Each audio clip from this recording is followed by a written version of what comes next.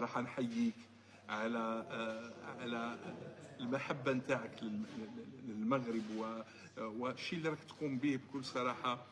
احنا نقولوها ربي يجعلها في ميزان حسناتك، لأننا اللي يزرع الخير يحصد الخير. احنا هؤلاء قمة مغربية يمنية جزائرية، هذه قمة لم الشمل، ماشي كيما قمة تشتيت الشمل اللي داروها الجماعة نتاع العسكر.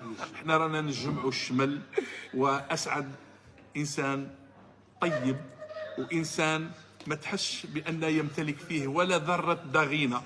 وهذا اللي يخليني أنني أسعد بلقائك وأسعد بصداقتك، ونتمنى أننا أنا وأنت والإخوان نمروا واحد الرسالة نتاع محبة، ونبينوا بأن ما يبقى في الواد غير حجارة. اي شد روحك مليح.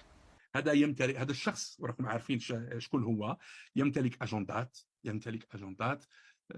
روح لها باليمن تاعك، روح لها باليمن تاعك. واش دخلك انت؟